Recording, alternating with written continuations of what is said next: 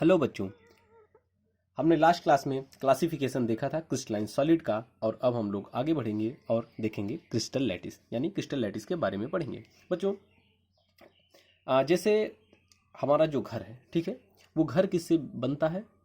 छोटे छोटे पॉइंट से, यानी ईंटों से बनता है, ठीक है। या कहते हैं हमारा जो बॉडी है वो बॉडी किससे बनता है? बॉडी पार्ट से बनता है। यानी बॉडी पार्ट्स को अगर हम 3 डायमेंशन में अरेंज कर लें तो हमारा क्या बन जाता है? बॉडी बन जाता है। उसी तरीके से जो क्रिस्टल लैटिस है, ये क्रिस्टल लैटिस लैटिस पॉइंट को 3 डायमेंशन में हम अरेंज करते हैं तो क्रिस्टल लैटिस बनता है।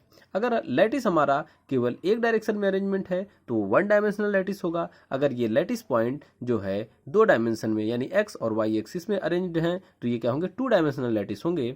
और अगर यही लैटिस पॉइंट जो है एक्स, वाई और जेड डायरेक्शन में अरेंज होंगे तो ये जो लैटिस पॉइंट का 3 डायमेंशनल अरेंजमेंट है, इसी 3 डायमेंशनल अरेंजमेंट को हम क्या कहेंगे? क्रिस्टल लैटिस कहेंगे।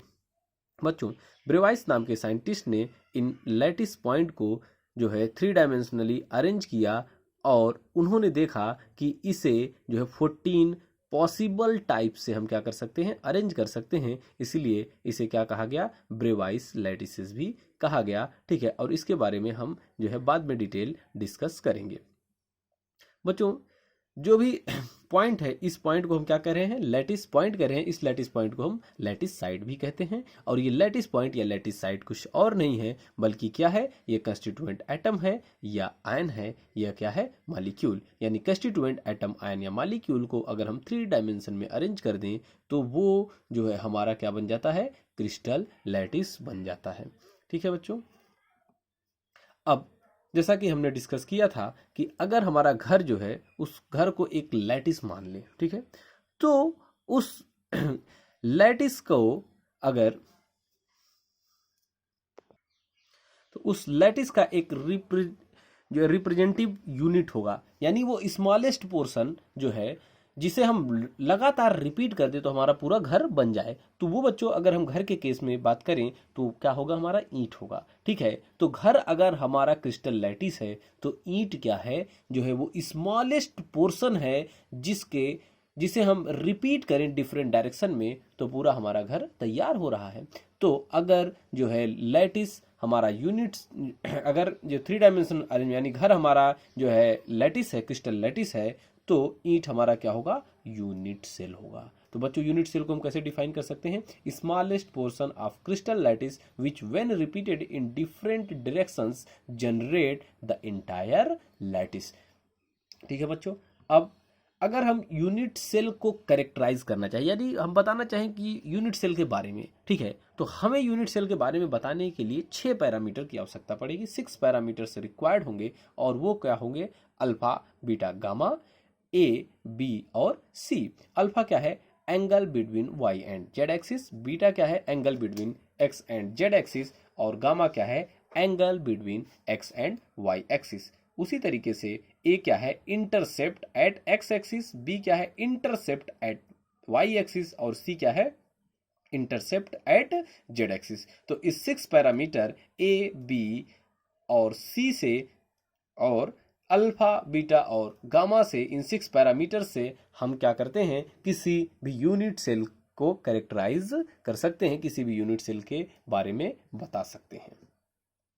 बच्चों, ये जो यूनिट सेल है, इस यूनिट सेल को फर्दर क्लासिफाई किया गया है प्रिमिटिव और simple unit cell, primary unit cell, body centred, face centred और इंड सेंटर्ड यूनिट सेल। अगर हम प्रिमिटिव यूनिट सेल की बात करें, ठीक है, तो बच्चों हम किसी यूनिट सेल को प्रिमिटिव कहते हैं तब जब लैटिस पॉइंट कहां पर हो? केवल और केवल कॉर्नर पर हो, ठीक है। किसी भी यूनिट सेल के अगर केवल और केवल कॉर्नर पर जो है लैटिस पॉइंट हो तो हम उसे क्या कहेंगे? प्रिमिटिव यूनिट सेल कहेंगे, ठीक है।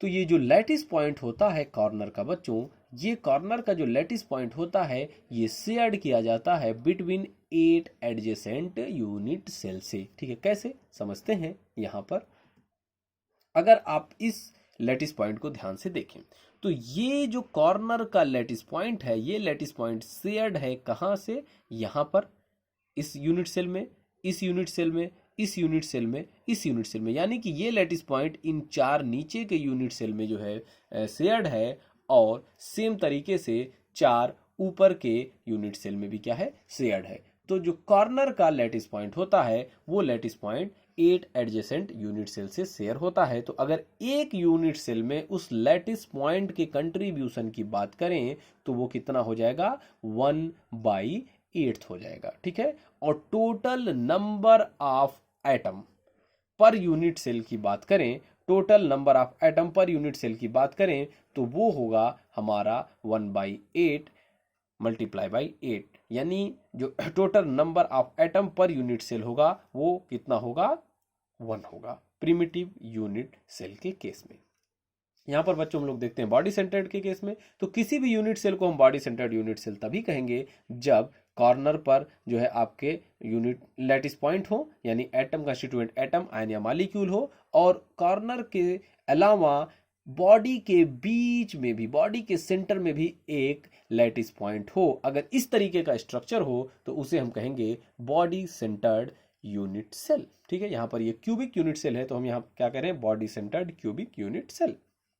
Total number of atoms in BCC unit cell अगर हम कैलकुलेट करना चाहें तो कॉर्नर का कितना कंट्रीब्यूशन, 1/8, तो कॉर्नर कितने हैं, 8, तो 1/8 इंटू 8 प्लस जो बीच का है, बॉडी के सेंटर में जो एटम या आयन या मॉलिक्यूल होता है उसका फुल कंट्रीब्यूशन होता है किसी बॉडी सेंटर्ड यूनिट सेल में, तो +1। तो total number of atoms in BCC unit cell कितना हो जाएगा, 1/8 multiply by 8 plus 1, that means 1 + 1 = 2, ठीक है बच्चों। आगे हम देखते हैं फेस सेंटर्ड यूनिट सेल। तो फेस सेंटर्ड यूनिट सेल में कॉर्नर पर आपके लैटिस पॉइंट होंगे, कॉर्नर पर लैटिस पॉइंट के अलावा कहां पर होते हैं, फेस के बीच में भी लैटिस पॉइंट होते हैं। अगर लैटिस पॉइंट का अरेंजमेंट कुछ इस तरीके से है तो इसे हम क्या कहेंगे, फेस सेंटर्ड यूनिट सेल कहेंगे। और यहां पर जो बच्चों फेस के बीच में लैटिस पॉइंट है, इसका अगर कंट्रीब्यूशन देखें या इसका शेयरिंग देखें तो ये इस यूनिट सेल में होगा, ठीक है। इसके अलावा जो बगल में यूनिट सेल होगा, इस बगल वाले यूनिट सेल में भी शेयर होगा, यानी कि ये लैटिस पॉइंट 2 यूनिट सेल में शेयर होंगे। तो इस यूनिट सेल में इस लैटिस पॉइंट का कंट्रीब्यूशन अगर हम कैलकुलेट करें तो कितना हो जाएगा, हाफ।